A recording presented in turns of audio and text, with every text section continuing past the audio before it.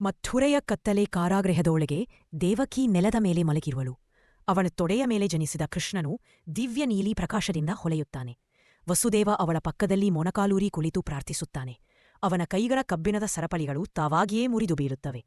ಮಗುವಿನ ಮುಖದ ಮೃದು ನಗುವು ಕತ್ತಲೆಯಲ್ಲೇ ಬೆಳಕಾಗಿ ಹೊಳೆಯುತ್ತದೆ. ಆ ಬೆಳಕಿನಲ್ಲಿ ಭರವಸೆಯ ಒಂದು ಕಿರಣ ಮೂಡುತ್ತದೆ. ಆ ರಾತ್ರಿ ಮಳೆಗಾಲದ ಪ್ರಚಂಡ ಬಿರುಗಾಳಿ. ವಸುದೇವ ಮಗುವನ್ನು ಚಿಕ್ಕ ಬುಟ್ಟಿಯಲ್ಲಿತ್ತು ತಲೆಯ ಮೇಲೆ ಹೊತ್ತು ಯಮುನಾ ನದಿಯ ತುಂಬು ನೀರಿನಲ್ಲಿ ನಡೆದು ಹೋಗುತ್ತಾನೆ. ಮಿಂಚು ಕಮರಿ, ಆಕಾಶದ ಗರ್ಜನೆ. ಶೇಷನಾಗನು ತನ್ನ ವಿಶಾಲ ಹೆಡೆಗಳನ್ನು ಹಬ್ಬಿಸಿಕೊಂಡು ಅವರ ಮೇಲೆ ಕವಿದುಕೊಳ್ಳುತ್ತಾನೆ. ಮಗುವಿನ ಮೃದು ಪ್ರಕಾಶವು ನದಿಯ ನೀರಿನಲ್ಲಿ ಪ್ರತಿಫಲಿಸುತ್ತದೆ. ಗೋಕುಲದ ಬೆಳಗಿನ ಸೂರ್ಯೋದಯ, ಹಕ್ಕಿಗಳ ಕಲರವ, ಗೋಹುಗಳ ಗಂಟೆಗಳು.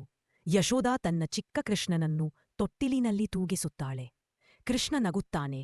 ಒಂದು ಕರು ಅವನ ಕೈಗೆ ಮುತ್ತಿಡುತ್ತದೆ. ಕೊಠಡಿಯಲ್ಲಿ ಮೃದುವಾದ ಬೆಳಕು ಯಶೋದೆಯ ಸಂತೋಷದ ಕಂಗಳು ಕಂಗೊಳಿಸುತ್ತವೆ.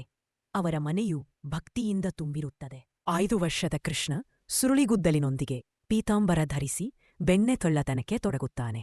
ಮೊಣಕೆಗಳ ಮೇಲೆ ಹತ್ತಿ ಬೆಣ್ಣೆಯನ್ನು ತೆಗೆದು ಕೋತಿಗಳಿಗೆ ತಿನ್ನಿಸುತ್ತಾನೆ. ಯಶೋಧ ಒಳಗೆ ಬಂದು ಕೋಪದಿಂದ ನಿಲ್ಲುತ್ತಾಳೆ. ಕೃಷ್ಣ ಮುಗ್ಧ ಮಗುವಿನಂತೆ ನಗುತ್ತಾನೆ. ವಾತಾವರಣ ಮೃದು ಬೆಳಕಿನಿಂದ ತುಂಬುತ್ತದೆ. ಯಮುನಾ ತೀರದಲ್ಲಿ ಗ್ರಾಮಸ್ಥರು ಭಯದಿಂದ ನಿಂತಿದ್ದಾರೆ. ವಿಷಪೂಯಿತ ನೀರಿನಲ್ಲಿ ಕೃಷ್ಣ ಹಾರಿ ಹೋಗುತ್ತಾನೆ. ಕಾಳಿಂಗ ಎಂಬ ಮಹಾಸರ್ಪ ಅವನನ್ನು ಸುಪ್ಪಿಕೊಂಡು ಹಿಂಸಿಸಲು ಪ್ರಯತ್ನಿಸುತ್ತದೆ. ಕೃಷ್ಣ ಮುಕ್ತನಾಗಿ ಸರ್ಪದ ಅನೇಕ ಹೆಡೆಗಳ ಮೇಲೆ ನೃತ್ಯ ಮಾಡುತ್ತಾನೆ. ನದಿಯ ನೀರು ಪ್ರಕಾಶಮಾನವಾಗುತ್ತದೆ. ಕಾಳಿಂಗ ಶರಣಾಗುತ್ತಾನೆ. ಸಂಜೆ ಸಮಯ. ವೃಂದಾವನದ ಅರಣ್ಯ. ಕದಂಬ ಮರದ ಕೆಳಗೆ ಕೃಷ್ಣ ಕೊಳಲನ್ನು ಊದುತ್ತಾನೆ.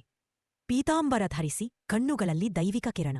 ರಾಧೆ ಗುಲಾಬಿ ಬಣ್ಣದ ಸೀರೆ ಧರಿಸಿ ಕೊಳಲಿನ ಧ್ವನಿಗೆ ಆಕರ್ಷಿತಳಾಗಿ ಬರುತ್ತಾಳೆ. ಅವರ ಕಣ್ಣುಗಳು ಭೇಟಿಯಾಗುತ್ತವೆ. ಕುರುಕ್ಷೇತ್ರದ ಪ್ರಭಾತ. ಯುದ್ಧದ ಶಬ್ದಗಳು. ಧೂಳಿನ ನಡುವೆ ಅರ್ಜುನನ ರಥದಲ್ಲಿ ಕೃಷ್ಣ ನಿಂತಿದ್ದಾನೆ. ಅರ್ಜುನ ಬಿಲ್ಲುಬಾಣಗಳನ್ನು ಬಿಟ್ಟುಕೊಟ್ಟು ಮನಸ್ಸು ಕಳೆದುಕೊಂಡಿದ್ದಾನೆ.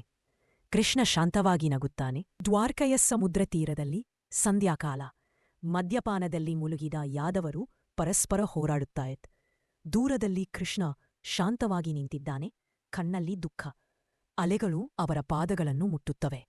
ಎಲ್ಲವೂ ವಿಧಿಯಂತೆ ನಾಶವಾಗುತ್ತದೆ. ಒಂದು ನಿಶ್ಶಬ್ದ ಅರಣ್ಯದಲ್ಲಿ ಅರಳಿ ಮರದ ಕೆಳಗೆ ಕೃಷ್ಣ ಧ್ಯಾನದಲ್ಲಿದ್ದಾನೆ. ಒಬ್ಬ ಬೇಟೆಗಾರ ತಪ್ಪಾಗಿ ಬಾಣವನ್ನು ಅವನ ಪಾದಕ್ಕೆ ಹೊಡೆದು ಬಿಡುತ್ತಾನೆ. ಕೃಷ್ಣ ಕಣ್ಣು ತೆರೆದು ನಗುತ್ತಾನೆ. ಮೃದು ಶಾಂತನಗು. ಅವನ ದೇಹವು ಚಿನ್ನದ ಬೆಳಕಿನಲ್ಲಿ ಕರಗಲು ಆರಂಭವಾಗುತ್ತದೆ. ಪಕ್ಷಿಗಳು ಆಕಾಶಕ್ಕೆ ಹಾರುತ್ತವೆ. ಅರಣ್ಯ ಪ್ರಕಾಶದಿಂದ ತುಂಬುತ್ತದೆ. ನೆಲದ ಮೇಲೆ ಕೃಷ್ಣನ ಕೊಳಲು ಬಿದ್ದಿದೆ. ಅದು ನಿಧಾನವಾಗಿ ಬೆಳಕಾಗಿ ಆಕಾಶದತ್ತೇ ಇರುತ್ತದೆ. ಕೃಷ್ಣನ ಕುಳಿತದ ಜಾಗದಲ್ಲಿ ಕಮಲಗಳು ಅರಳುತ್ತವೆ. ಆಕಾಶವು ಚಿನ್ನದ ಮಿಶ್ರಿತ ಗುಲಾಬಿ ಬಣ್ಣದಲ್ಲಿ ಹೊಳೆಯುತ್ತದೆ. ಕೊಳಲಿನ ನಾದ ನಿಧಾನವಾಗಿ ಮಾಯವಾಗುತ್ತದೆ.